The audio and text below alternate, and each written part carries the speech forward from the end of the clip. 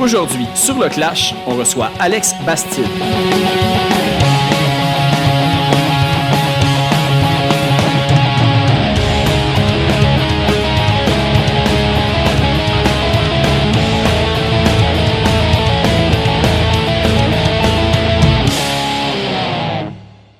Juste avant d'aller à l'épisode, je vous invite à aller suivre les différents projets d'Alex.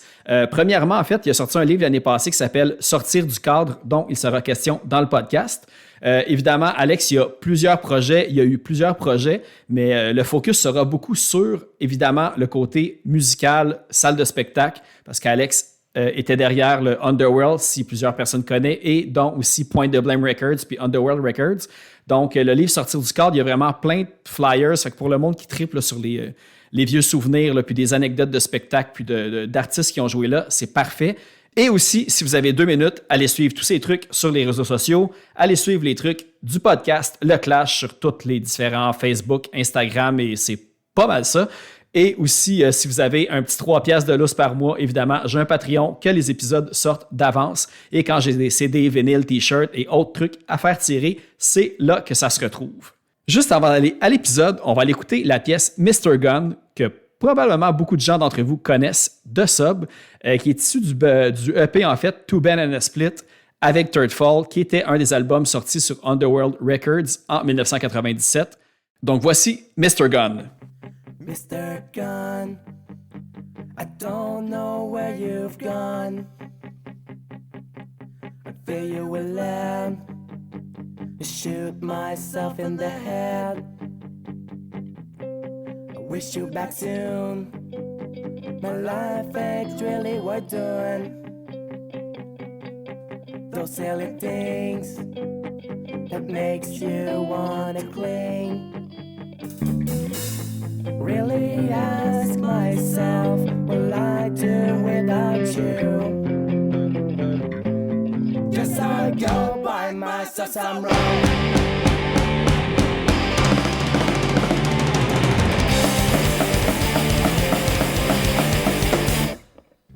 To Mr. Gun, I don't know where you've gone. I feel you will land, will shoot myself in the head. I wish you back soon. Really we're done. What's all silly things that makes you wanna really ask myself, what I do without you? Guess I'll go by myself some road.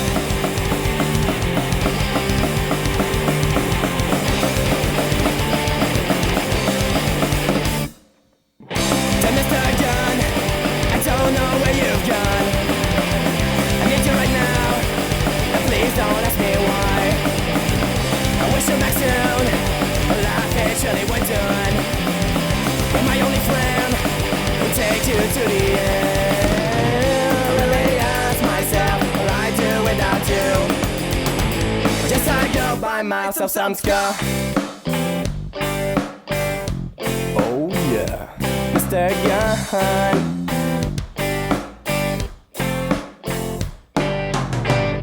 Dear Mr. Gun, I don't know where you've gone.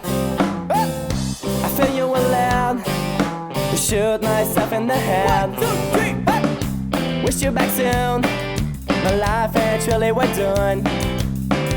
You're my only friend who takes you to the end. I really ask myself what I do without you. I guess I go by myself some road. Some road, some road, some road. Mr. Gun. Et toi, comment ça va, là? Les restos rouges, ça doit être intense, ça, ces temps-ci.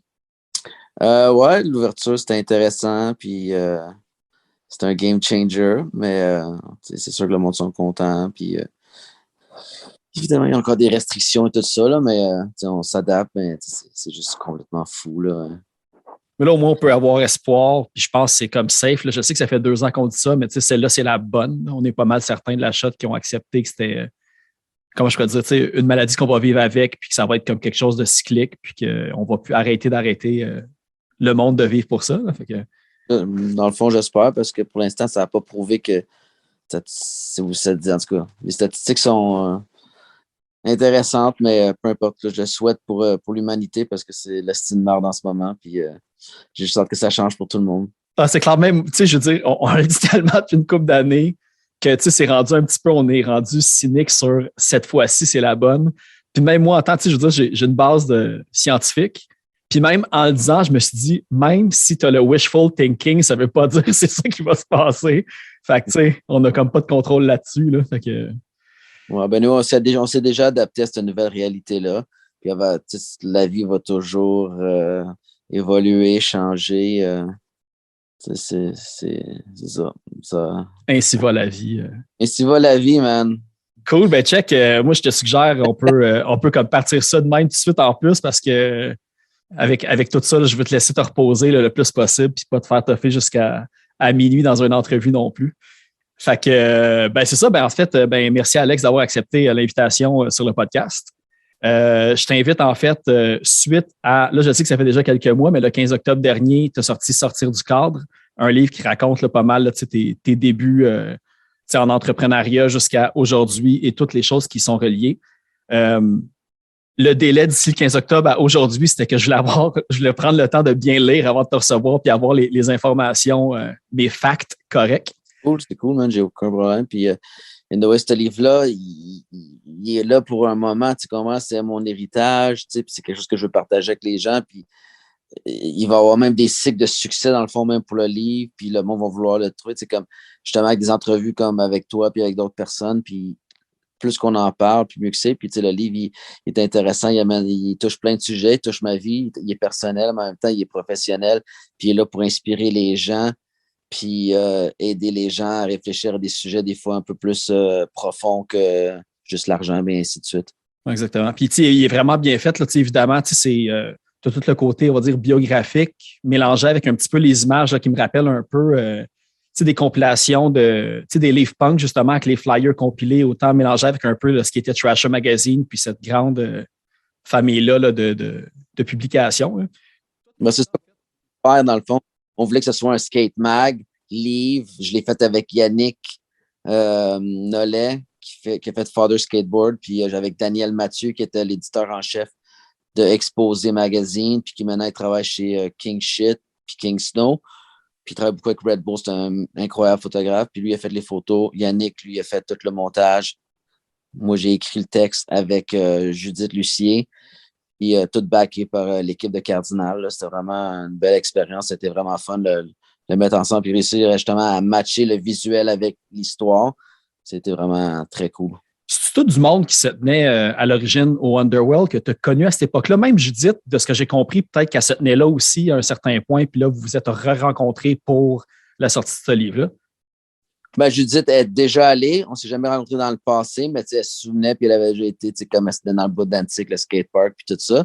Fait qu'elle avait quand même si elle est allée 10 fois, 20 fois, on s'en fout combien de fois, le fait que tu vas une fois au Underworld dans ce temps-là, puis tu allais au parc Antique, puis tu passais une soirée là, une journée là, puis tu allais avoir un show ou que tu faisais du skate, tu passais une cool journée, là, surtout si tu étais un teenager, puis tout le monde, le vibe était bon, tout le monde était friendly, tout le monde se parlait.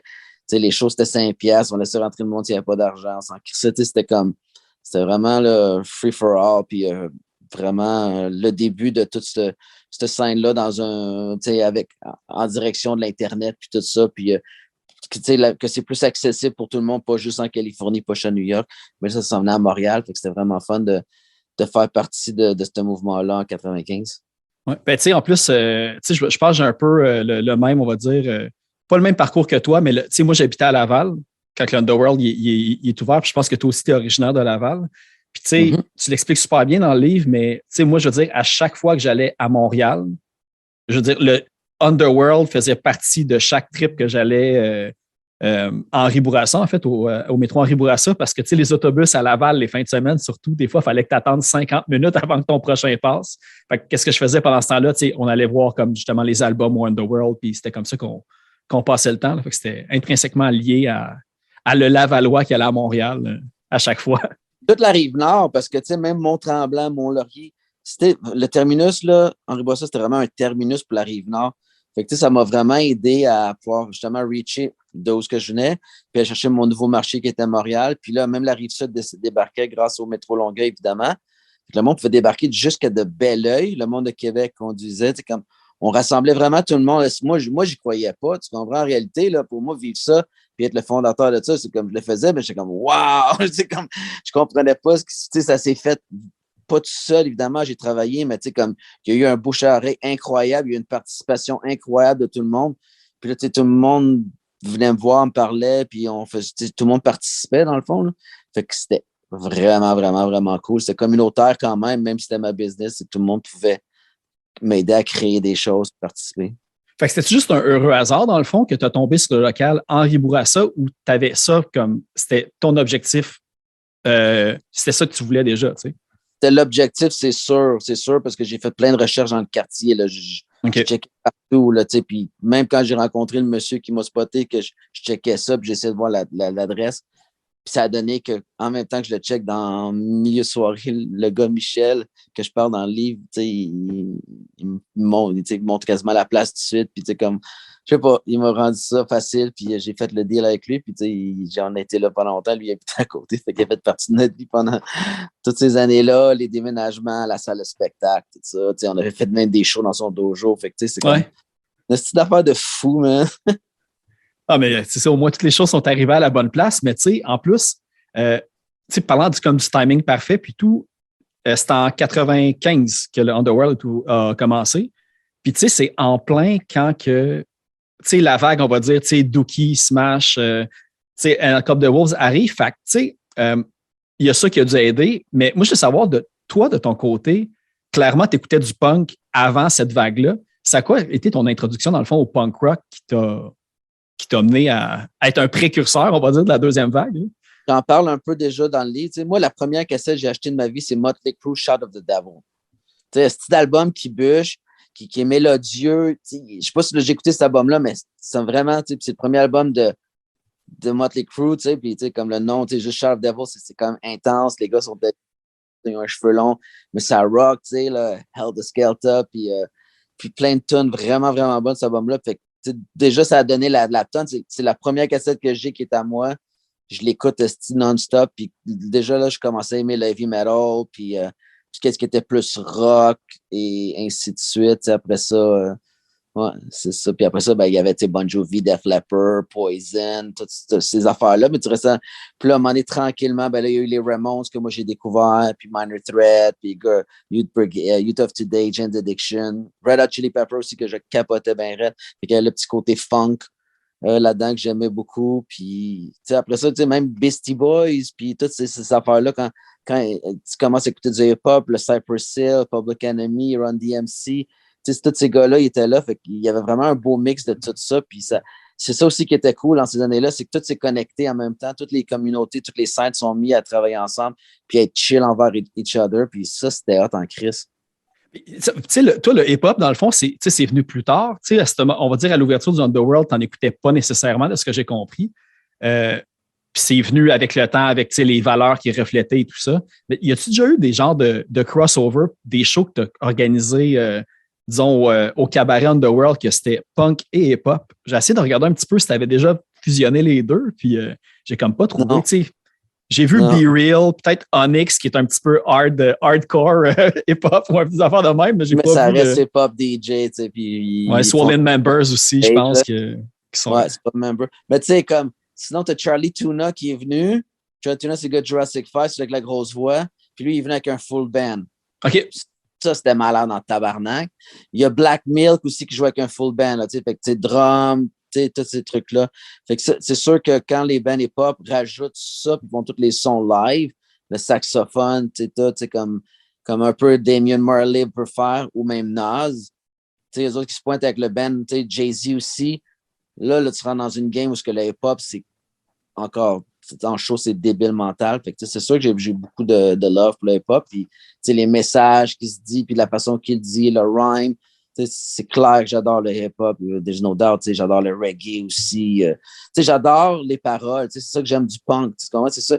Moi, c'est plus juste non plus une affaire de musique. C'est comme j'écoute toujours les paroles. Pas toujours, on se comprend, mais c'est mélodieux. Puis les paroles sont cheesy. Je m'en fous. Je vais l'écouter pareil. Mais quand il y a des bonnes paroles, puis là, tu catches les lyrics, puis ça te fait réfléchir. Ça, c'est ce que j'aime beaucoup, beaucoup, beaucoup de la musique. Puis c'est pour ça que je me suis défini comme entrepreneur punk ou punk, whatever. Puis en même temps, moi, je vais mettre plein de monde dans la catégorie punk, tu comprends? Je m'en fous. C'est ton attitude, c'est ta façon d'agir, c'est ta façon de penser. Fait que puis pour moi, c'est juste une façon comique de dire le mot punk, mais je pourrais dire t'es militant, t'es activiste, t'es whatever, c'est toute la même chose pour moi. Puis c'est du monde qui veulent améliorer la planète, puis s'impliquer, puis dire des choses, partager des opinions, puis se battre s'il faut se battre à un moment donné aussi, tu sais. Ah, c'est clair, tu sais, puis la définition de punk, tu as nommé des grandes lignes, mais en même temps, chacun a sa définition du punk et c'est ça aussi qui fait la beauté de tout ça, là. Fait que...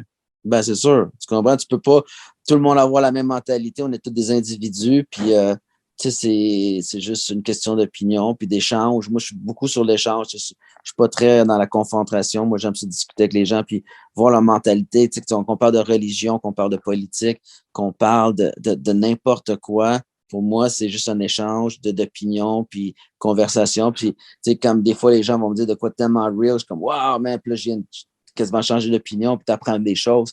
Puis, c'est comme ça qu'on devrait tout faire notre business, en fait. Puis, comme, malheureusement, on a des leaders de merde qui font de la politique de merde. Puis, en ce moment, on a l'affaire de l'Ukraine qui est c'est fou, hein? Ouais. Qui est le parfait exemple de cette bande de caves, de tatas qui sont pas capables de se parler. Pour moi, c'est ça qui me fait capoter, mon gars. Puis c'est sûr que les leaders, puis avec qu'est-ce qu'ils... C'est clair. Hey, j'ai regardé aujourd'hui, parce qu'on le voit passer aux nouvelles constamment, mais on ne se le fait jamais expliquer. Puis je suis allé regarder là, comme une demi-heure de vidéo sur pourquoi il y a le conflit. Puis c'est tellement des affaires, on va dire connes, entre guillemets. Là, c'est sûr que ça prend de l'ampleur parce que le côté national, de la nation, de la culture, de la langue, il y a eu plein de conflits en Europe. Mais quand tu regardes pourquoi là, il y aurait une guerre pour un territoire, tu fais comme ça fait pas de sens. Là. Puis tout le monde en plus s'en mêle. Là. C'est comme. Il me semble qu'on avait besoin d'un break, de quelque chose de léger un peu après tout ce qui s'est passé, mais.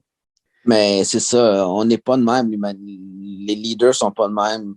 Puis c'est pour ça qu'en même temps, moi, ma mentalité, c'est pour ça que le nom Underworld vient exactement en place. C'est que j'étais déjà découragé du real monde puis de la politique puis tout ça. Fait que pour moi, puis moi, ce que je me suis créé, puis je vis encore dedans, je te jure, c'est l'Underworld. Puis c'est un endroit où je suis bien, puis que je vais jamais sortir, puis je me mêle dans la société, je fais mon business, mais tu sais, comme deep inside, là, dans ma carapace, tu comprends? Ben, j'ai encore le punk, puis j'ai encore le skate de tatoué, puis je suis conscient de ma chance dans la vie, puis juste d'avoir la santé, puis d'avoir un toit, puis tout ça. Fait que c'est comme même, avec tout le brouhaha qu'on voit, je le laisse pas m'affecter quand même quand une fois rendu chez nous. Tu sais, c'est comme, j'avais déjà mon point de vue depuis très longtemps, même avant Underworld, tu sais, comme quand justement j'écoutais cette musique-là, puis les lyrics, puis tout ça, fait que je me suis fait un modèle, puis moi, je l'appelais Underworld. Puis c'est ça, tu sais, c'est le peace, c'est le love, c'est good, man. Puis je travaille vraiment fort pour justement rester pour moi, en tant qu'individu, pour pas justement être découragé puis être déprimé de ce qu'on voit, tu sais, comme, oui, c'est bad, mais en même temps, il y a moyen d'apprécier la vie puisqu'elle est courte. Fait que c'est comme, puis de justement faire des bonnes actions, puis d'améliorer la vie de tout le monde, d'améliorer le monde à ton niveau en tant qu'individu, puisque changer le monde, oublie ça, là, ça, j'ai give up longtemps avec moi, j'essaie de avec autant de monde que je peux, avec le plus de monde qui ont le goût de participer, tu sais. C'est de faire des changements à la grandeur que qu'est-ce qu'on peut nous autres mêmes apporter, justement. Là, tu disais tantôt, juste de regarder avoir un toit et tout avec les prix des loyers. À chaque fois, je me dis, j'ai beau dire, hey, c'est tough et tout, mais je fais quand même, je suis chanceux. Là, je veux dire, moi, ce que j'ai, il y a d'autres mondes qui ne l'ont pas. Puis c'est un petit peu ça la mentalité d'avoir, de pas comme juste se dire, tout est fini, c'est de la crap, ça finit là. Il faut quand même regarder un petit peu ce qu'on peut faire pour améliorer les choses. Là. Même si c'est super tough là, ces temps-ci, là, chacun est dans leur bulle de déprime un peu puis d'abandon. Là. Fait que, c'est une bonne affaire à se retenir. Là. C'est pour ça qu'on a besoin de bons leaders en entreprise, à l'école, au gouvernement, évidemment. Puis, tu sais, c'est ça. C'est normal que le monde vive toutes ces émotions-là parce que la vie, c'est compliqué, puis la vie peut être déprimante, peut paraître déprimante, puis elle peut être difficile, tu sais, comme quand t'as plus un rond, man. Quand ta blonde te laisse, peu importe c'est quoi les émotions qu'affectent les gens, mais, tu sais, ça fait partie de la réalité. Puis, c'est pour ça qu'il faut qu'il y ait des leaders pour aider ces gens-là. Puis, c'est une affaire de communauté, tu comprends? C'est tout le temps ça. Puis les mauvaises passes, c'est des vagues aussi. Là. Fait qu'il y a tout le temps comme des bonnes choses qui viennent par après. Il faut tout le temps se souvenir de ça aussi. Puis surtout là, qu'on parle ici qu'on est au Canada. Fait qu'au Canada, on est fucking gras dur. Fait que, ouais. il y a quand même à moins que tu aies une maladie mentale, ben, puis ça, c'est correct, ça arrive. Là. Puis là, tu as vraiment besoin d'aide professionnellement. Mais comme si tu mets toute ton énergie puis ta tête à vouloir bien te sentir puis vouloir te battre, puis au Canada, tu as vraiment des chances uniques, incroyables, avec de la bonne éducation. Ici, on a vraiment un bon système quand même. C'est un des meilleurs qu'il y a au monde. On est chanceux pareil. T'sais. Puis, j'en suis conscient en estime, mon gars. Là. Ouais, quand tu regardes ailleurs, puis tu regardes autour de toi, là, tu fais comme, ouais, ben finalement, on n'a pas à se plaindre. Là, fait que... Non, mais je te dis, on a un bon système. C'est pour ça que, moi, je le dis tout le temps, moi, je vois le gouvernement comme une business, tu comprends? Fait que pour moi, je me mets dans la peau du gouvernement. Je me dis, Chris, man, si moi, il fallait que je gère ça, c'est un bordel, tu comprends? Le système de santé, les routes, les ci, les ça, contrôler les dons. C'est vraiment compliqué. Puis tu dépends, dans le fond, de nous, la société, tu comprends? C'est nous, le gouvernement, là, veut pas. Il n'y a pas, tu sais, comme... Le changement part à la base de sa population, justement. Là. Fait que... Ben, c'est ça. C'est pour ça qu'il y a des bons leaders, puis il y a des bonnes influences pour que ça s'améliore. Mais encore là, comme je dis, je considère qu'on est quand même bien, tu sais, comme au Canada, puis ça se peut qu'il y ait du monde qui ne pense pas comme ça, mais... Ben, il y a des choses à améliorer tout le temps, mais quand on se compare... Ben, tu sais, elle poche la phrase « quand on se compare, on se console » parce qu'on n'a pas à se consoler vu qu'on est quand même dans une vraiment de meilleure situation. Mais il y a quand même des points à apporter, puis il faut justement comme mettre l'épaule à la roue là, pour que les changements se fassent comme, tu sais, on a juste à regarder comme le milieu de la santé qui a crashé, des trucs comme ça. Ben là, on est conscient, fait que faut aller s'améliorer là-dessus, tu sais.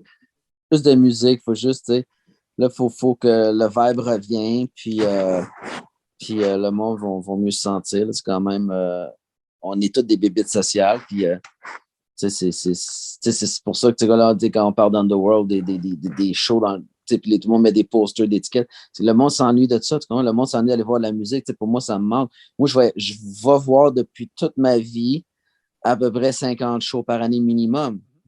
Minimum, comme depuis que j'ai probablement 16 ans. Je me souviens, j'allais au Provigo, man, où est-ce que Ticketmaster il était là, ou Admission, je pense. Je pense que c'était Admission. Puis tu achetais vraiment là, tes billets, là, il y avait un cartable, puis il y avait tous les billets. Puis je flippais les pages. Puis j'arrivais là, man, avec mes rouleaux d'une pièce, 2 pièces. Je viens d'avoir acheté au moins mes billets de Rage Against the Machine, Bad Religion, Green Day au Metropolis, une couple de choses, c'est vraiment dans le cartable, ils flippaient les dents, puis là, j'achetais mes tickets, puis man, j'allais au show, là, j'avais 13-14 ans, là, quand même, c'était OK, c'est ça que je me demandais, parce que tu nous as parlé un peu dans ton livre que les premières fois que tu es allé voir, on va dire, des événements culturels, puis tout, c'était des spectacles, puis des pièces de théâtre avec, c'était ta mère qui t'apportait dans ces places-là. Tu te souviens-tu du premier show, même pop-punk que tu as vu, là, comme le premier show musical que tu t'es fait traîner? Je sais pas, man. Tu sais, comme show musique, là, c'est vraiment une bonne question. Là. Si tu me demanderais c'est quoi mon premier show de musique, je ne saurais même pas quoi répondre. Mais je sais que le show qui m'a fait le plus capoter, que j'ai catché, puis j'étais quand même jeune, là, on parle, j'avais 14-15 ans, c'est j'ai été voir Red Hot Chili Pepper avec Smashing Pumpkin, puis Pearl Jam au Vermont, l'autre bord des douanes. Ça, c'était quand même fou. C'était un show ou c'était un festival? Mais ça, c'est méga comme line-up en plus. Non, mais c'est ça, mais c'était en 93. Je pense que c'est 93 ou 92. En tout cas, c'était vraiment longtemps. Puis, c'est parce que Pearl Jam, Smashing Pumpkins, ils tournaient avec eux parce qu'ils étaient des petits bands dans ce temps-là. Là. C'est ça qui est fou. Puis, ça, c'était un des shows qui m'a vraiment allumé. Puis, ouais. Ben, je pense que tu avais les billets même, parce qu'il y a, suite au lancement du livre, ça a concordé aussi avec le musée pop-up que tu as fait pour le Underworld. Puis justement, tu avais ces billets-là des spectacles et tout. D'ailleurs, jalousie de ton billet des Ramones, d'avoir vu les Ramones en spectacle. Là. Moi, c'est le gros manque qu'il y a à ma bucket list qui n'arrivera jamais. Là. 2 fois, mais dans le livre, je ne sais pas si tu t'en souviens, j'en parle que je me fais refuser à la porte. À la brique, c'est ça? Fuck, man. J'étais là, j'avais mon billet, man. J'étais un Ketos, man. Puis ils m'ont refusé. C'était pour 18 ans et plus. Puis ça n'a pas passé. C'est ça. Mais je les ai revus après ça au Metropolis. Le crime était venu à Ronde aussi. Puis ça, je comprends pas. Je suis pas allé. Avec Blondie, puis c'était 3 bands. Puis je sais qu'un des bands, c'était Blondie, les Ramones, puis un autre groupe. Là, Je pense que j'ai vu aussi qu'il était venu à un Lollapalooza ou un Warp Tour, man. Un des Ouais, deux. non, c'était Lollapalooza, puis il me semble qu'il y avait genre Metallica sur le bill aussi. Tu sais, c'était vraiment comme une méga affiche. Là. C'est ça l'autre jour. J'ai dit, comment ça, j'étais pas là, man? C'est quoi ça? Man, Ouais. ça, je l'ai pas mal. J'étais surpris, là. J'étais, what? Ben, il y a la page Facebook Montreal Concert Archive, je pense, qui existe depuis comme à peu près un an. Puis même à Ouais. tous les jours, je regarde, je suis comme, je sac, je suis comme, oh non, pourquoi je n'étais pas là? Pourquoi je n'étais pas là? Pourquoi je n'étais pas là? 3-4 fois par jour, là, tu sais, le nombre de shows que tu te rends compte que tu as raté. Puis, tu sais, moi, c'est une des raisons aussi pourquoi que ça fait, moi, des années que si personne veut voir un show, je m'en empêche pas. Tu sais, moi, aller voir un show tout seul, je m'en fous. Tu sais, je ne raterai pas un événement que je vais regretter plus tard. Là, tu sais. En tout cas, c'est comme, ah, ça revient. Là. J'ai hâte que les shows recommencent, justement. Juste en parler, là, j'ai. Ça. Moi, la plupart du temps, je vais tout seul. J'achète souvent 2 billets. Puis ou dans le temps, en tout cas, je faisais souvent ça. Puis après ça, je me suis tanné. J'avais de la misère à traîner le monde. Tu disais, free ticket, man, let's go. Puis là, tu sais, le monde fait, j'étais comme fuck it. Je m'achète, et j'y vais, puis qui est là, il est là. Puis j'enjoy Exact. le show. Puis non, ça va revenir, là. Ah oui, j'ai déjà, je pense, 7-8 billets de show là, d'acheter là, d'ici le mois de mai. Là. Fait que quand ça va repartir, ça va repartir. Malgré que je fais ça depuis 2 ans, puis on m'y rembourse tout sur ma carte de crédit à un moment donné, là, mais là, je pense que c'est la bonne. Ouais, man. J'ai espoir. Là. Tu sais, tu as parlé beaucoup des paroles, en fait. Puis moi, une des questions que j'avais, c'est que en ouverture du livre, c'est la chanson Who Will Help Me Bake the Bread de Propagandhi. Tu sais, comme la première page, un peu, c'est ça. Pourquoi tu as choisi cette chanson-là précisément? Parce que tu sais, tu as parlé de Propagandhi, des valeurs et tout, mais pourquoi cette chanson-là? Ben, c'est pas ce chanson-là, c'est surtout ce refrain-là. C'est parce qu'il dit Who's gonna help me bake this bread? Qui va m'aider à mettre la main à la pâte, dans le fond, tu comprends, pour rendre cette partie-là, ce monde-là, une meilleure place. Puis ce que j'aime aussi dans ce qu'il dit, il dit tu peux dire ce que tu veux, tu peux essayer de me changer ma mentalité.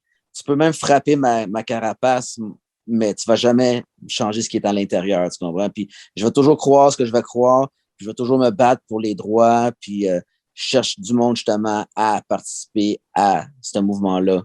C'est comme ça comme moi je le lis personnellement, puis c'est pour ça que j'avais choisi ça, parce que c'est une tune que je trouvais qui est méconnue un peu de Propagandhi. Pour moi, c'est une tune complètement folle à cause de ce refrain-là quand elle joue. Puis, je l'ai vu jouer une fois à Québec, puis j'avais capoté ben raide. C'est la seule fois que je l'ai vu jouer. J'ai vu Propagandhi au moins 20 fois dans la vie. Je suis un fan fini. Là, j'ai suivi des tournées. C'est comme, pour moi, ce band-là, c'était le band. Puis, ouais. Tu vas les revoir une 21e fois, j'imagine, au Poudja qui s'en vient. C'est ça. Ils ont annoncé. Oh, moi, j'ai vu Propagandhi 3-4 fois, mais là, justement, ils reviennent là, au Poudja annoncé. C'est sûr, je suis là. Non, c'est ça. Il livre tout le temps la marchandise. Ce gars-là, comment il chante puis comment il joue la guitare ensemble, il n'y a personne dans la scène punk rock, whatever, qui peut faire ça. C'est un guitariste complètement incroyable. Ses lyrics sont extrêmement compliqués. La façon qu'il chante, c'est vraiment, là, c'est un prodige, ce gars-là. Là. Puis, j'aime tous les albums. J'aime, comme, c'est sûr, j'ai mes tunes préférées, mais plus il avance ce band-là, plus il est incroyable. Son tête, sont dans le tapis, man. Les lyrics sont de plus en plus intelligents. C'est toujours intéressant d'aller lire ce qu'il a à dire, ce gars-là, puis son opinion. Fait que c'est vraiment un band incroyable. C'est génial qu'il soit canadien. Il y a, ça me fait penser parce que toi, dans l'ordre des choses, quand tu as parti le Underworld, j'imagine ton plan principal, c'était le skateboard, mais que la musique puis la salle de concert soit arrivée. C'est comment que ça s'est fait, cette fusion-là, dans le fond, entre tes trois passions? Moi, il était toujours là, les passions. Puis, c'est ça complétait comme encore mieux mon concept. T'sais. Parce que moi, c'est ça, je me disais, j'ai de l'espoir, je vais mettre une rampe. J'ai toujours aimé savoir une rampe pour pouvoir skater. J'ai toujours été dans les skateparks. Moi, j'ai skaté toute ma vie, je skate encore beaucoup. C'est comme, j'adore ça. Puis, le skate m'a fait écouter les films de skate. Puis, c'est là que j'ai découvert beaucoup de ma musique. Beaucoup, beaucoup, beaucoup. Moi, je te dirais, là, la piqûre, c'est comme les films de skate, les films de snowboard. Je découvrais des tunes. Tu sais qu'en plus, dans ce temps-là, il écrivait le nom des bands. Tout. Fait que je faisais tout de suite mes recherches. Puis j'achetais des affaires, puis des trucs comme ça. Fait que. Les albums sont arrivés dès l'ouverture du magasin, dans le fond, ou c'est comme arrivé par après? C'est la section musique? L'an premier, en fait. Ah, OK, je savais pas ça. Ouais. Je pensais que c'était l'inverse. C'était là en premier parce que j'ai ouvert au mois d'octobre.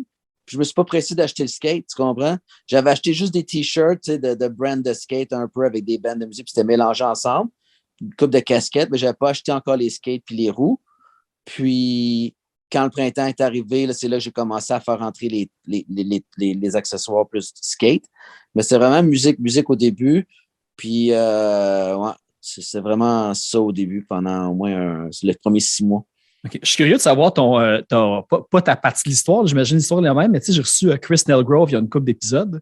Ouais. Puis dans ton livre, tu en parles un petit peu qui t'a aidé à on va dire, la sélection musicale et tout. Il m'a expliqué comment que lui, il avait vu ça puis qu'il l'avait vécu, mais je suis curieux, toi, de savoir c'était quoi un petit peu cette association-là. J'aimerais ça savoir comment il... Ouais, mais c'est parce que, tu sais, lui, c'était mon ami, mais en parlant avec Chris, j'apprenais de la musique, j'apprenais à connaître du monde, j'apprenais à comment produire des shows. Tu sais, il y avait une certaine expérience à ce niveau-là. Tu sais, lui était déjà un band, puis il était motivé à produire, puis lui, il était content. Moi, je lui donnais un spot où il pouvait faire venir tous ses amis de partout jouer de la musique. Puis aussi, ben, c'est ça, il me faisait découvrir des bands, fait qu'il m'aidait avec mes achats indirectement, tu comprends? Puis, c'est clair que c'était jamais sous une forme professionnelle, c'était tout le temps sous une forme amicale. Ah ouais. C'était mon ami, mais tu sais, on passait tellement de temps ensemble, puis on jasait, puis tu sais, il venait tout le temps, puis c'était comme ça, puis c'était même avec plein de monde. Moi, c'était en jasant avec des gens, ah ouais, ce band-là, toi, tu connais ce band-là, toi, tu connais ce band-là, ok, non. Puis on regarde des catalogues, puis on faisait de la recherche ensemble, puis on s'aidait à découvrir la musique. J'étais un music nerd, dans le fond. Puis tout le monde qui venait dans mon comptoir, c'était quelqu'un qui aimait la musique. Ça créait des bonnes discussions, quoi. Ah oui. Ça, il expliquait, lui, que ben, ça, vous êtes rencontrés comme dans un autobus vers Lollapalooza, je pense que j'ai compris. Vous êtes devenus amis, puis lui il disait justement que quand que tu allais chez eux ou vice-versa, tu fouillais dans sa collection, puis tu prenais en note les bands, puis tu t'appelais les compagnies un peu là, pour remplir tes bins. C'est sûr. Moi, j'étais tout le temps, tu sais, comme pendant des années, je faisais tous les magasins de musique. Moi, j'allais dans les magasins de musique normales même. Puis si je trouvais un album usagé que je voudrais dans mon magasin, je l'achetais, mais je payais plein prix. Je m'en fous, je me rachetais un 4-5 piastres dessus, tu comprends? Tu sais, j'allais à New York, puis j'achetais des albums, tu sais, puis je payais cher, mais je m'en foutais. Je savais que tu pouvais juste pas le trouver à Montréal, tu comprends? Fait que je les ramenais, je ramenais tant des disques de partout. Chaque fois que je voyageais, c'était un gros trip de moi là, de faire les magasins de musique, puis d'acheter des vinyles, puis des trucs, puis les ramener à Montréal. T'achetais-tu beaucoup par mail order? Pardon? T'achetais-tu beaucoup par mail order aussi ou tu allais oui, au spectacle directement? Des mail order, du trade, j'achetais partout là, dans le monde, là, en Europe, aux États-Unis, énormément, là, évidemment, là, de Californie, Mordam, Ébullition, Rots à Chicago, Cargo à Montréal. J'avais des connexions partout, là, avec les magazines. Puis, comme moi, je cherchais tellement du stock spécifique, fait que je travaillais avec tout le monde. Je me faisais des petites commandes de partout. Fait que j'avais la sélection était malade. Là. Les bands qui venaient jouer là, à Underworld, quand ils rentraient dans le record store, c'était comme tabarnak. T'as une meilleure sélection que mes shops à LA. Là. Je me l'ai fait dire souvent ça. Là. Puis le monde, toutes les bands achetaient tout le temps. Là. C'était inévitable. Là. Ils trouvaient quelque chose qu'ils cherchaient depuis longtemps. Là. C'était sûr. Là. C'était vraiment cool. Tu sais, comme les bands qui venaient, justement, il y avait beaucoup de bands qui venaient des États-Unis, ça a fait beaucoup de bouche à oreille, puis l'Underworld, c'était une place à aller pour jouer des shows à Montréal. Bon, tu sais, dans le lore du Underworld, tu sais, il y a le fameux show de Blink-182 qui sont venus faire. Il y a quand que Anti-Flag a ouvert pour Ripcords. Y a-tu un show peut-être moins connu que toi dans tes expériences, même disons jusqu'au cabaret Underworld, que c'était un show magique, pas nécessairement le plus gros nom de band, mais l'événement a juste été comme complètement éclaté, malade, là, c'était... Ben, c'est sûr que, tu vois, j'en parle même pas dans le livre, je pense. Il y a Rhythm Collision, que j'ai vraiment aimé. Puis, tu sais, c'était un des premiers bands californiens. Puis, pour de vrai, j'adore Rhythm Collision. Là. Il y a 2 albums là, que je peux écouter là, encore aujourd'hui. Là. Puis, j'organisais 2 shows, un à Montréal, puis un à Boisbriand. C'était vraiment cool. Puis, en plus, c'est avec My Big Wheel, Reset, puis Sold Out. Fait que ça, c'était vraiment un des premiers comme gros shows avec un band californien que je produisais. Fait que c'est sûr que j'ai eu du fun. En plus, j'en faisais 2. Fait que tout de suite, j'ai commencé à goûter à la production, puis me pousser dans d'autres villes aussi. Fait que c'était vraiment fun de produire ça là. C'est sûr que par la suite, j'avais booké une fois de Queers, encore là dans le vieux Underworld, sur la rue Millen. Puis là, j'ai Youth Brigade qui m'appelle out of nowhere. Je suis comme, dude, je les rajoute. sais, en plus, je pense qu'il y avait The Hives puis My Big Wheel. Tu sais, comme show de fou, là. Ah, c'est clair. Puis, ouais, c'est pas mal. Mon top, peut-être pour moi. C'est-tu Youth Brigade qui viennent avec Circle Jerks à Montréal en plus? Non, c'est 7 Seconds. Puis Negative Approach. Ben, je sais que selon la ville où t'es, c'est différents bands qui y vont. Là, mais... Le line-up de Montréal, il est sick. J'ai acheté mes billets. Ouais. Tu y vas aussi? Oh, ouais, on va se croiser. C'est sûr. J'ai hâte qu'ils annoncent. Ils ont annoncé un nouveau band là, au moment qu'on enregistre cette semaine qui va ouvrir. Ils ont annoncé un autre band en ouverture, puis je ne le connaissais pas. Fait que je suis vraiment curieux de l'entendre comment que ça sonne parce qu'ils ont annoncé à Québec Enfants Sauvages. Le groupe avec Rox Arcan à la voix. Fait que ça va vraiment être un gros line-up qui fit, mais j'ai hâte de voir à Montréal. Là. Hey, ça fait longtemps que les billets sont achetés en plus. Le mois prochain, je m'en vais à Denver, Colorado, aux États-Unis. Je vais voir le show de Jawbreaker avec Descendant, Face to Face, puis Sam I Am. Christiane. Là, déjà, Jawbreaker, il m'attirait. Puis là, j'ai vu qu'il y avait ça, le show de Descendant, Face to Face. Là, il y avait sold out 2 soirs, boum. Là, ils ont rajouté un soir. J'ai dit, fuck it, j'achète les billets à fucking Denver. Puis tu vas pouvoir faire du snow en plus sur le side, fait que t'es gagnant des deux côtés. Fait que... Jamais allé là-bas, fait que j'ai dit fuck it, je m'en vais à Denver voir ça, je m'en vais faire du snow pendant 2-3 jours. Je suis comme, moi j'ai hâte, ça va être. Ah ouais, c'est clair, là. En plus, j'ai écouté Tendon aujourd'hui, puis je suis comme, calisse que c'est bon, man. Ouais. Ah, ça a super bien vieilli, là. Tu sais, quand tu regardes justement quand les 2 premiers albums sont sortis, comment que ça sonne aujourd'hui, ça a à peine pris là, une ride, là. C'est merveilleux. C'est tellement original. Tu sais, ils font plein de petites tunes courtes, puis tout. Tu sais, ils ont vraiment un style unique, là, que je peux vraiment pas y comparer à personne, là. Il y a personne qui est allé essayer même des copier, c'est ça qui est cool, man. Ouais. Ou ceux qui ont essayé des copier sonnent différemment anyways, fait que... Non, c'est incroyable, mélodieux. C'est un band de fou, man. Ouais, je les ai vus souvent aux autres ici, là. J'ai vu une fois All aussi au Rockfest. OK. Puis, j'avais eu la chance d'être comme backstage, whatever. Puis je pouvais checker le drummer puis les voir jouer. Là, puis c'est des estis de musiciens, man. Ils sont tight. Ah ouais. Autant qu'ils jouent ensemble, là, les gars sont pros. Là. Bill Stevenson, il a l'air de rien. Là, ça a l'air du petit mononcle en arrière de son drum. Mais tu sais, quand tu regardes des vidéos, là, c'est a walk in the park. Là. Il joue, c'est smooth. Puis, tu sais, il y a des passes comme complexes puis qui sont contre-intuitives, mais lui, c'est comme... il n'y a rien là, il y a juste ses petites mains qui bougent, là, puis comme le petit mononcle bedonnant sur son petit banc, puis tout va bien. Ils sont vraiment forts, là. Fait que j'ai bien de voir ça. Avec du bon face-to-face, toujours tout classique. Le temps. Ouais. Dans Miami. Puis ça va être leur dernier show, probablement, parce qu'ils arrêtent de jouer, je pense, face-to-face. Ils ont sorti leur album, puis ils ont dit que c'était la fin après. Fait que ça se peut que ce soit la dernière fois que tu les vois. Peut-être. Les autres que je les ai vus souvent, c'est sûr qu'on les aime, tu sais. C'est tellement bon. J'ai vu... j'essaie de voir un petit peu, c'était quoi les premiers concerts qu'il y avait eu de Bukio Underworld. J'avais pris en note Starbeam puis LAE. C'est ça que j'ai comme compris que c'est ce que je pense, je suis même pas sûr. C'est comme, je voulais juste en mettre un. J'ai vraiment de la misère à me souvenir, man. Ça a tellement bougé vite au début. Là. C'était-tu des bands locales? Ouais. Okay. Je travaillais avec du monde là, local là, qui m'approchait. Puis c'était vraiment random au début comment ça a commencé. Comme, je disais oui à tout, dans le fond. Moi, je voulais juste chiller avec le monde puis travailler avec le monde. Puis, quand même, quand je sortais tous mes flyers, je suis comme, tabarnak, il y en a vraiment eu là, une nasty de shit. J'en viens pas là, comment on a fait là, des shows. Là.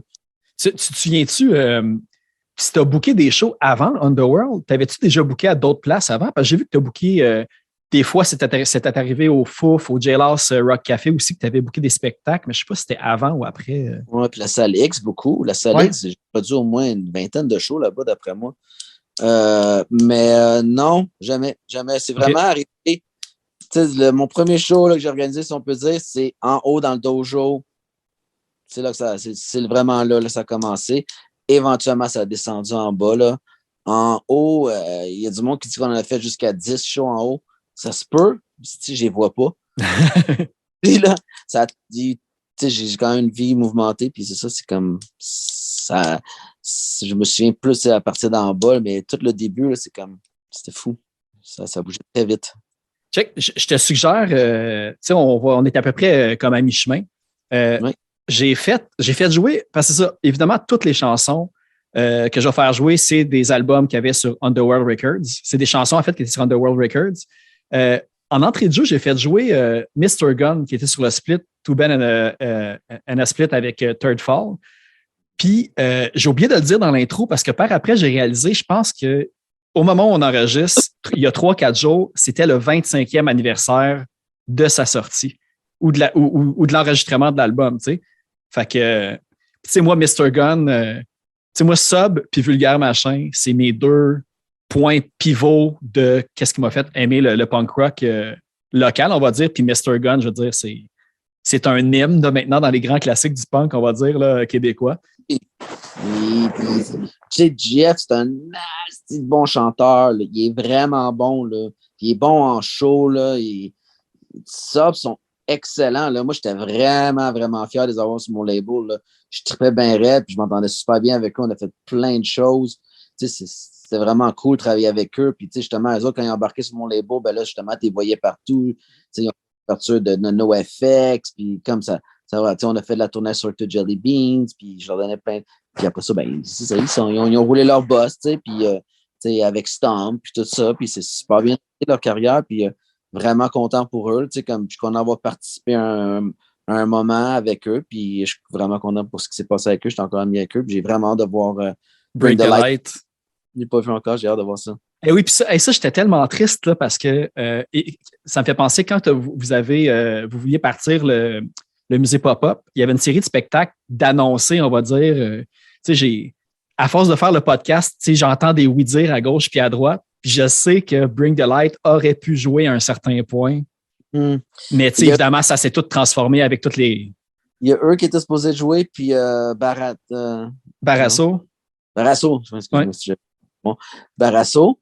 Puis, ça a choqué à cause, comme c'était trop de monde impliqué, le son... Ça aurait dû marcher, mais ça a choqué, puis c'est plate parce que ça aurait été hâte. Mais avec tout ce qu'on a eu, je suis vraiment content. Puis le musée, super beau résultat. C'était une super façon de le souligner. Là, puis vraiment content d'avoir fait parce que c'est quand même un travail assez hercules, sans joke, là, tout préparer ça. Mais je suis content d'avoir fait. Ça a vraiment bien sorti. Fait qu'au moins, je suis encore plus content d'avoir fait parce que j'ai eu un beau résultat. Ça n'a pas été fait sketchy, ghetto. C'est super professionnel, propre, bien préparé. Ça ne peut pas être mieux, honnêtement. Ça a surpassé mes attentes. Fait que je suis super, super content, que ce soit du musique, du livre. Là. C'est vraiment une belle façon de souligner ça puis de vivre des nostalgies avec des gens comme toi puis tout le monde puis d'en parler parce que je sais que ça a touché la vie de tout le monde. Pas juste Underworld, mais c'était cette era-là, là, tu comprends? Ce moment-là de punk puis de skate puis c'était tellement plus real. Il y a pas d'Internet, tu comprends, de 95 puis 2002 quasiment, tu comprends? On avait rendu évidemment à 99 peut-être, mais c'était pas comme là, fait que c'était quelque chose d'autre, tu comprends? Oui. Ah non, ça paraissait dans le job, je veux dire, c'était une super belle soirée. Moi, j'étais allé avec mes kids en plus, ils ont vu Greg aussi, l'araignée chanter, ils ont vu les skateboards, ils ont vu les affaires de show, fait que c'était vraiment c'était un super beau événement. En fait, je regrette même de ne pas avoir été voir aussi Cal Bullets puis aussi Chris Nelgrove, avoir su, j'aurais comme juste été à toutes les semaines. Là, fait que... C'était gratuit, c'était bring your own beer. Il n'y avait pas de vaccin, c'est comme encore là, je l'ai fait illégal, tu comprends? Puis je suis content, j'ai collé à ma philosophie, j'avais la bouteille de Jameson, j'avais du vin, je donnais de la bière, je m'en colissais, là, tu comprends? Puis j'étais vraiment encore plus content de le faire pendant justement un moment où tout est sketch. Puis moi, c'est tout le monde qui est rentré, je disais, hey, enlève ton masque. Puis je suis pas anti-vaccin, j'ai dit, mais c'est juste, je voulais juste vraiment avoir un moment juste vrai où comme on n'est pas dans ce chaos. Je disais au monde, rentrez, tu es dans l'underworld ici, tu fais ce que tu veux, tu gardes ton masque, tu n'as pas ton masque, je veux pas de vaccin, tu veux une bière, j'ai une bière, tu veux du cidre, j'ai du cidre. Puis c'était vraiment cool. Pendant un mois, j'ai fait ça avec tout le monde qui rentrait. Puis ça rentrait un petit peu au compte-goutte. Tu comprends? C'était jamais super busy à part qu'on avait les shows. C'était fun. J'avais le temps de jaser avec les gens. Puis ils pouvaient me partager leurs histoires. Puis tout. C'était un moment de détente totale. Là. Fait que... Total. Moi, j'ai dit fun. Là. Je passais des heures là-bas. Là, puis ça, c'était cool, man. C'était vraiment un cool moment. Ouais. Mais regarde, en plus, parce que tu sais, on pourra reparler après du spectacle que tu avais essayé d'organiser pour le lancement, mais j'ai choisi You're Not Alone de Rip Chords pour faire une virgule au podcast, puis on revient tout de suite après. You are not alone!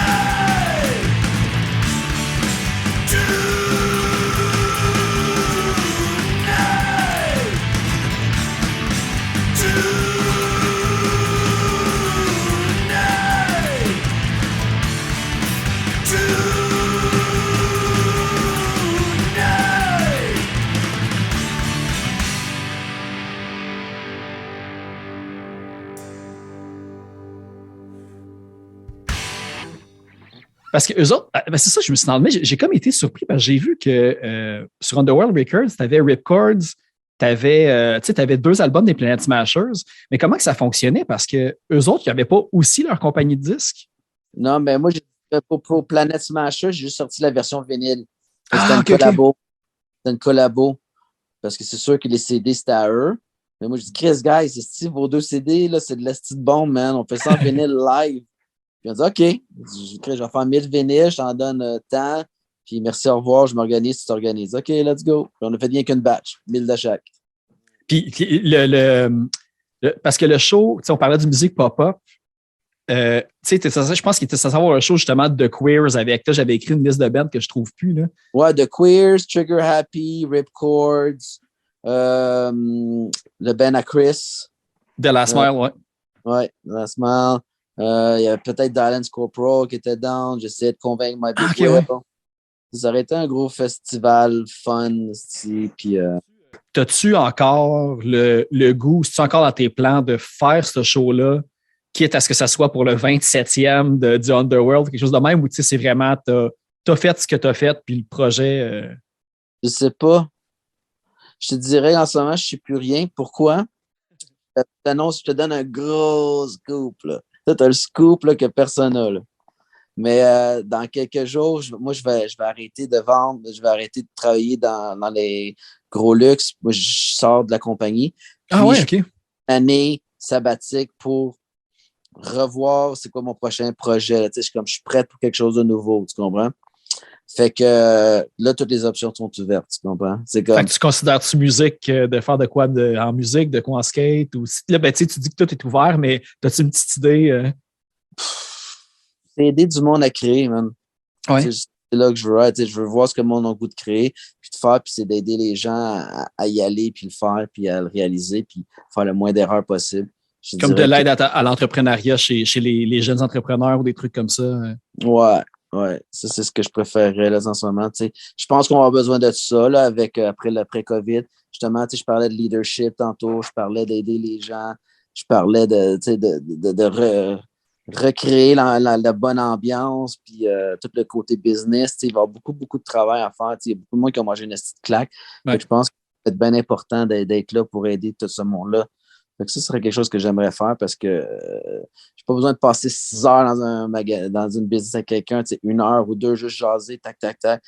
Puis ça fait longtemps que j'en fais, puis j'ai ma façon de faire, tu comprends? Puis qui est différent des autres. Puis c'est comme justement, mais j'ai mes mentors, tout le monde s'entraide, t'apprends comme j'ai dit ça. Ouais. Il y a des gens à tête, donnant. Mais c'est drôle que tu dis ça dans le sens que j'ai vu que quand que le Underworld, je pense sur Sainte-Catherine, vous l'aviez vendu à Empire, tu avais travaillé comme consultant pour une entreprise justement de snow, de skate à un certain point. Puis c'était la première fois que tu étais plus, tu te voyais plus comme employé et non comme ton propre boss. Puis là, récemment, ça a été annoncé partout. Je veux dire, ça, c'est pas une surprise, mais tu avais vendu des parts à un groupe là, qui a plusieurs restaurants justement au Québec, au Canada. Puis là, j'ai fait que. Puis là, tu disais que bah non, c'est le bon match, puis tout. Puis là, je trouve ça drôle que justement, là, tu fasses comme ah, ouais, finalement, c'est comme j'ai l'impression que tu voudrais encore être 100% le maître de 100% de tes décisions. Ben c'est sûr, je suis pas fait pour être employé. Il n'y a aucun doute là-dessus. Puis ça a été pour moi ultra difficile de le vivre une deuxième fois, dans un sens. Comme tu dis, c'est vrai, j'avais aidé Cassia Fashion, qui était quand même pas super, mais c'est jamais facile. Mais en même temps, le travailler avec eux autres, j'ai vraiment aimé ça, tu comprends? Parce que j'ai appris énormément. C'est une grosse boîte. Puis ça, c'est fun, tu sais. Puis c'est fun parce que Gros Luxe, justement, va rester. Moi, je peux passer à d'autres choses. On le sait tous, là, la restauration est bien trop stressante en ce moment. Puis même pour moi, j'étais l'opérateur, puis c'est fou, là, tu comprends? Puis c'est comme, justement, c'est un mélange surtout de ça, tu comprends? Je suis prêt à un autre challenge, puis en même temps, c'était trop un job qui m'intéressait moins, tu sais. Genre l'opération, moi, je veux être dans le créatif, tu comprends? Fait que je suis prêt pour des nouveaux challenges. Puis c'est pour ça que je vais prendre une année sabbatique. J'ai jamais fait ça de ma vie. Puis justement, vraiment aller prendre des cours, aller chercher des outils pour préparer mon prochain projet. Okay. Oui, c'est ça, parce que toi, au bout du compte, tu avais expliqué un petit peu que tu avais eu des profs un peu mentors comme au secondaire ou école aux adultes, on va dire, entre guillemets, qui t'avaient permis de fabriquer une rampe de skate pour te garder à l'école, tout ça. Puis après, tu es allé au DEP en business management, quelque chose comme ça. Mais toi, c'est le seul cours que tu as fait ou tu as fait d'autres trucs par après pour te spécialiser? Non, c'est ça. Ça a vraiment arrêté là. Okay. J'ai eu la pire scholarship. C'est comme à 12 ans, peut-être 13 ans max, j'étais déjà en TCC. TCC, c'est le secteur 12. TCC, ça veut dire trouble de comportement et conduite. 13 ans, là, pile. Comme je suis resté là 2 ans. J'ai fait 14 ans, 15 ans. À 16 ans, j'ai commencé à faire mon semestriel à Curie. Après ça, il me restait un autre semestriel à faire. J'ai fait 2 semestriels, j'ai fini ça, j'ai clenché ça, j'ai eu mes points, mon diplôme. J'ai été tout de suite faire le DEP qui a duré à peu près 6, 7, 8 mois, 1 an. Là. Whatever, une saison complète. Puis après ça, l'automne d'après, j'ai travaillé tout l'été, dans le fond, j'ai fini mon cours, j'ai travaillé en équilibre, j'ai tout de suite été ouvrir mon shop. Puis depuis ce temps-là, j'ai pas arrêté une fois. C'est ça. C'est fou. Hey, mais je me suis demandé, parce que tu dis que tu fais encore du skate, puis il y a des photos de toi qui fais du skate, il y en a d'avant, il y en a de plus récentes. T'as-tu, je t'ai jamais vu skater en personne non plus, mais t'as-tu déjà fait, t'as-tu frôlé d'être professionnel à un certain point? Parce que t'avais vraiment l'air d'en faire énormément, puis de avoir les photos, tu faisais des tricks difficiles que j'ai jamais été capable de faire de ma vie aussi. J'aurais aimé ça. J'ai déjà été commandité un peu par-ci par-là. Mais non, y aller professionnel. Moi, je skatais avec Dan Pajot, puis lui, il est allé professionnel. Puis juste le voir comment il skatait, j'étais comme, tu sais, puis moi, j'allais à Boucherville, tu sais, je skatais avec du monde comme Éric Mercier, Barry Walsh, PLG, Max Dufault, tout ce monde-là. Puis, tu sais, comme, je voyais quand même que j'avais pas ce qu'il fallait pour aller au niveau professionnel, là. Hey, les gars sont bons en est, mais, tu sais, j'ai vraiment du fun. Puis même, c'est pour ça, là, je veux me remettre vraiment en forme cet été. Je veux skater beaucoup. Tu sais, puis, ouais, c'est quelque chose que j'adore, tu sais. J'adore ça. Pour moi, c'est ma drogue, là, justement. Je pense à rien. C'est vraiment un moment de détente, même si tu te forces, mais. Je pensais que tu allais dire que c'est vraiment un moment de détente, mais maintenant, quand tu vas dans un skatepark, il y a beaucoup trop de trottinettes et d'enfants de 4 ans partout. Oh, mon petit Pia, man, il était décorché. Ouais. Ouais, non, c'est l'enfer. Fait que je vais être stratégique aussi quand j'y vais. Puis Ouais. je les laisse aller pareil. Les kids sont là. T'as pas le choix. Là. C'est l'entrée en matière. Peut-être qu'à un moment donné, quand ils vont comme comprendre, ils vont switcher au skateboard. Puis, mais malgré, j'en ai vu en trottinette que c'est hallucinant ce qu'ils font.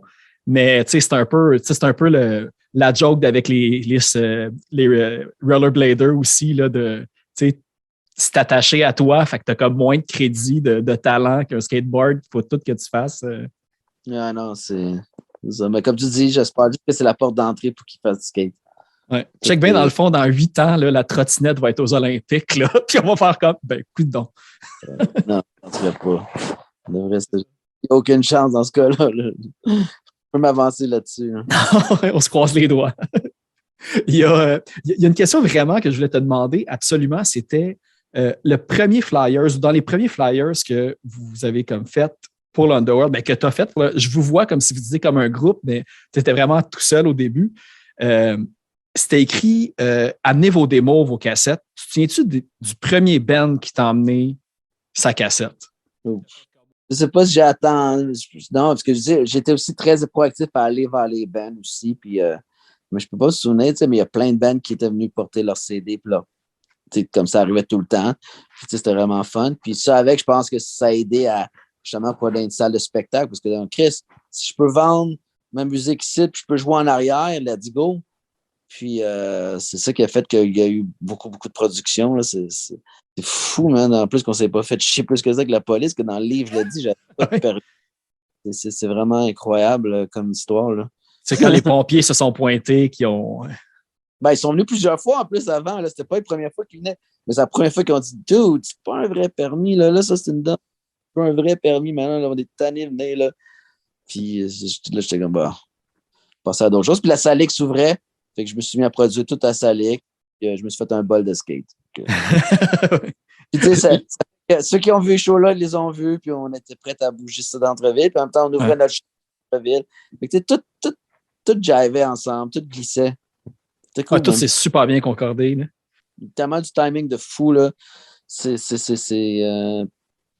Même quand tu expliquais la boutique à Vancouver, que tu es marché dans la rue, tu as trouvé la boutique, puis en plus, en haut, c'était une salle de spectacle, comme si tu allais répéter la même chose qu'à Montréal, par pur hasard, quand tu as ouvert à Vancouver aussi. Là, ça, c'était cool. Là. J'ai quand même eu le shop là-bas 12 ans. Là, ouais.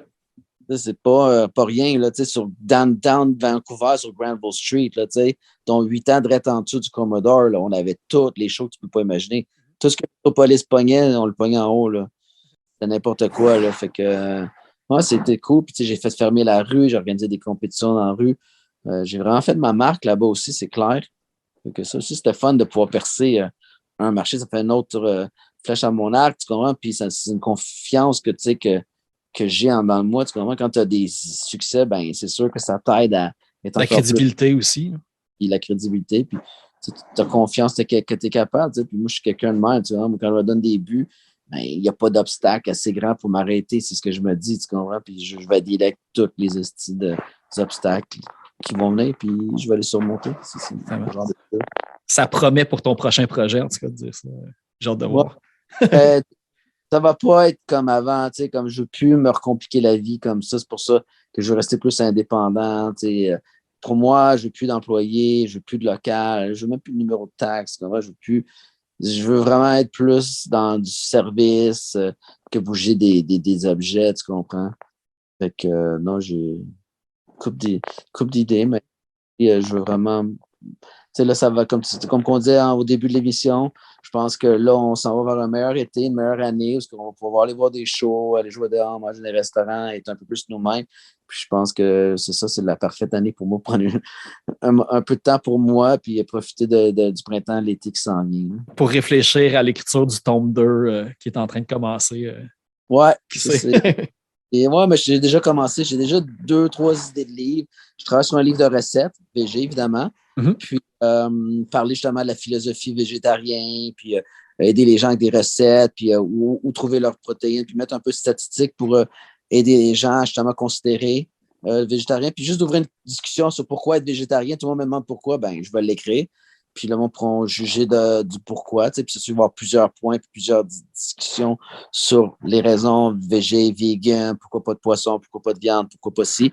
Puis ça va être vraiment très cool comme livre à faire. Puis je travaille sur un autre livre aussi, plus business, qui va être des petits chapitres courts, parce que le monde peut ouvrir n'importe quelle page dans le livre, tu choisis le chapitre que tu veux, puis je peux juste parler d'une façon un peu plus crue sur comment je pense certaines éthiques de travail ou des idées, le marketing. Fait que je vais écrire une cinquantaine de chapitres, puis les mettre dans un livre, puis le monde peut juste s'amuser à lire ça, puis peut-être les inspirer ou leur donner des idées, ou juste se voir dans une certaine situation, dire « Ah, fuck, ouais, dans cette situation-là, Alex, comme, je propose des solutions, puis... Ce que ça va faire, c'est comme un peu, ça va être l'art de la guerre en entrepreneuriat de... Genre, ben, tu sais, moi, j'aime ça partager, c'est quand même, je sais pas. Ouais. Hey, je ne veux pas te retenir encore trop longtemps pour te laisser à tes trucs, mais j'ai 2 dernières petites questions par rapport à la musique puis à Underworld Records, en fait. Comment que ça s'est fait, la signature avec, là, je cherche les noms de band, mais tu sais, The Undead puis Times Square, parce que c'était les groupes à Bobby Steele qui étaient comme dans la première ou la deuxième version des Misfits, là, je ne suis plus certain. Comment tu as réussi à avoir ces bands sur Underworld Records? Parce que c'est quand même un gros nom légendaire. Là. Fait que ça, c'est mon ami Pascal Jean qui faisait Punk Pas les nerfs. Ah, OK, ouais. Fait que c'est lui. Fait que lui, je sais pas comment il a rencontré Bobby Steele, il a rencontré Dave. Puis il était ami avec eux. Puis moi, à un moment donné, j'étais là à New York, puis j'ai rencontré Bobby, parlait avec Dave, puis il me parlait de leur band. Je dis, guys, votre musique, c'est débile. Là. Moi, je veux sortir ça sur mon label. Puis il aimait mon énergie. Puis comme je te dis tantôt, moi, j'avais des distributeurs partout dans le monde. Hein. Fait que j'avais la distribution, je l'avais, là. Puis ça, c'était un de mes avantages. Puis tu sais, j'étais très marketing, j'étais capable de packager, j'étais capable de réaliser.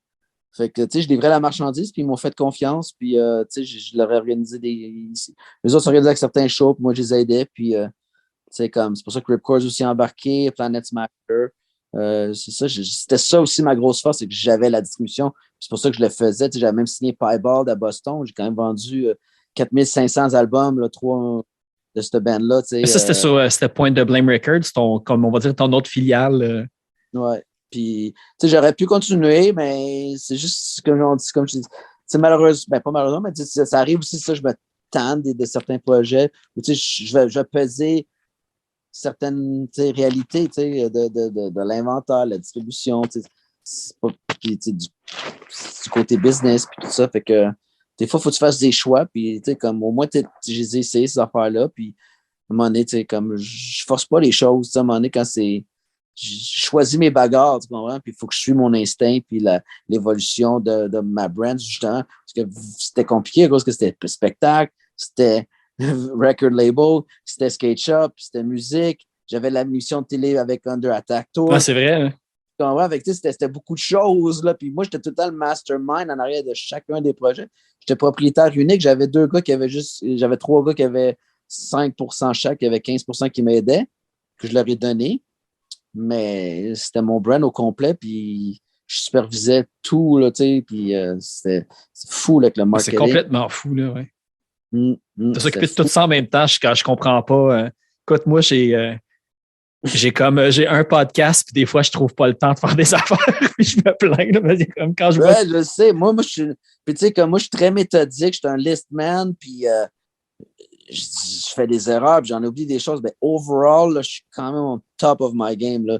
Je m'impressionne moi-même, puis c'est pour ça que je me pousse, tu sais, puis je prends des risques. Des fois, je dis, I'm gonna make it happen, je vais trouver le temps, I'll do it, tu sais, je choke pas, puis mais tu sais, c'est ça, tu sais, c'est épuisant, là, tu sais, puis je suis quand même là un peu dans ma vie, tu sais, surtout la COVID m'a complètement fucké, tu sais, du côté financier, évidemment, parce que, tu sais, t'es fermé, il faut que tu laisses tout ton staff partir, tu as des billes qui rentrent de toutes les bars, tu n'as plus d'argent qui rentre. Et puis toi, tu avais 8 ou 9 restaurants encore actifs, je pense.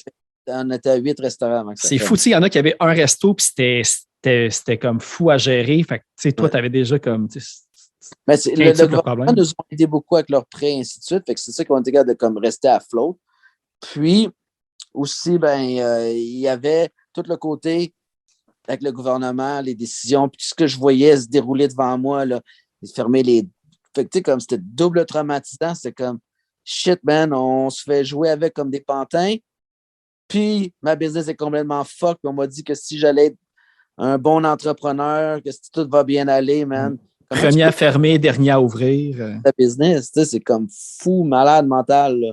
Puis, comme je dis, au Canada, on en a eu de l'aide, mais on n'a pas eu assez pour, quand même, on est tous perdants, là. Tu sais, tout le monde, même avec l'aide, se sort avec des dettes de 60 000 à 100 000 minimum. Il y a tellement de monde qui ont creusé dans leur marge de crédit et ainsi de suite. Tu sais, c'est comme, le monde sont fucked. Puis la marge de profit n'est pas nécessairement grande dans les restos. Fait que, tu sais, des marges de crédit grosses de même, ça ne se rembourse pas du jour au lendemain non plus. Fait que, tu sais, le problème va s'étirer longtemps Oh mon Dieu. pour certaines personnes. C'est pas juste les restaurants, c'est les retail stores, puis c'est tous les business que les restaurants dépensaient de l'argent dedans. Comme je connais plein de monde que leur vie a changé. Mais s'il n'y avait pas un restaurant, que Chris, on leur achetait plus de telle affaire puis telle affaire. C'est fou, man. Ah, c'est le trickle-down de problèmes. Ouais. Yes, sir, man. En tout cas, je pense que le pire est passé, puis je vais te souhaiter le meilleur succès dans. Pas tout de suite, là, parce que je veux que tu prennes ton sabbatique, puis que tu te relaxes, puis tout, mais comme succès à partir de dans 1 an, quand tu vas être capable d'avoir relaxé en masse. Ouais, mais ça va être cool. Comme tu dis, je vais toujours rester moi-même. Ça va être rester le punk rock life, man, puis d'avoir une bonne balance entre le skate, le punk, le snow, puis les choses, les activités que j'aime dans ma vie personnelle et le travail. Tu sais, puis je l'ai fait même avec Underworld, même avec tous les projets qu'on a parlé tantôt. Tu sais, moi, j'ai quand même réussi à voyager par-ci, par-là dans le monde, puis aller en Californie une 40aine de fois, à New York. Tu sais, fait que c'est pour ça que j'avais pas tant non plus l'impression de travailler. Je travaillais comme un fou en même temps. J'avais un lifestyle tellement intéressant. Tu sais. C'est malade, là, tu sais, toutes les parties en Californie, New York, les shows. Les rencontres. Les rencontres, man, j'ai été privilégié, mais j'ai créé ma loc, puis je m'empêchais pas justement de partir, là, tu sais. Je partais, puis j'allais le faire, puis je m'en foutais, tu sais. There's no tomorrow, man. Voilà, exact. Yeah. Pour closer ça, encore, on en a parlé un petit peu, puis ça va comme me faire un petit shout-out à mes frères de podcast. On va aller écouter une chanson de My Big Wheel, Homework, qui est aussi une sortie sur Underworld Records. Puis pour faire le lien, en fait, je dis frères de podcast parce qu'évidemment, je vous encourage à l'écouter Punk Laté. Donc, aussi, tu as fait une entrevue avec eux autres que j'ai essayé d'aller ailleurs. Fait que c'est complémentaire à ce podcast-là, en théorie, les informations que vous allez pouvoir écouter sur Punk Laté. Et pour finir aussi avec la suggestion du blog Les Insoumises, ils m'ont suggéré le groupe Teke Teke, un groupe de Montréal. De ce que je sais, c'est qu'ils ont plusieurs chansons en japonais. La chanteuse semble japonaise. Fait qu'on va aller écouter Barbara de l'album Shirushi, qui est sorti en 2020. Puis, évidemment, Alex, meilleur succès dans tes projets. Puis, j'espère. C'est sûr qu'on va se croiser dans des shows, je pense, dans les prochaines semaines. Parce que, Circle Jerks. Oui, Circle Jerks. Il y a, qu'est-ce que j'ai vu aussi récemment? Là, j'ai acheté Rouge Pompier. J'ai acheté 2-3 billets pour des shows aussi au Turbo House qui s'en viennent. No Waves. Puis, Spite House. Il y a Angel Dust qui vient au Trash Bar aussi, qui est l'autre projet du groupe Turnstile. C'est un projet que 2 membres de Turnstile ont, Angel Dust, qui va venir aussi au Trash Bar. Pas au Trash Bar, excuse, non, ça, c'est pas le Trash Bar, c'est le bar qui a le Ritz PDB au coin de Jean Talon, Saint-Laurent. Ben, en tout cas, un coin de rue de là à peu près. Fait que, ouais, là, je suis sûr, j'en oublie. Vulgaire Machin avec Miodi en novembre prochain, avec Anti-Flag aussi, justement, qui s'en vient. Ah ouais, j'ai vu ça. La liste est longue, puis c'est parfait comme ça. C'est de même qu'on aime ça. Puis le Poudza Fest, qui en théorie devrait avoir lieu aussi. Il y a le festival Red Bridge là, aussi, là, qui a quand même du stock en tabarnak. Grosse liste de noms là, de grands héros des années 90, début 2000. L'année Underworld. Ouais, exactement. Les liens sont là. Cool. Ben, merci beaucoup. Fait que je vais te laisser aller faire tes trucs. Puis évidemment, s'il y a quoi que ce soit, fais-moi signe. Ben, merci. Puis on reste en contact. Là, puis j'ai hâte d'entendre ça. Comme je te dis, c'est bien smart. Puis j'apprécie beaucoup. Parfait. Sans faute. Puis hâte de te croiser dans un spectacle super, évidemment. Cheers. Ciao. Là. Oh, yes. Oh, I can definitely sense the problem here. Girl trouble.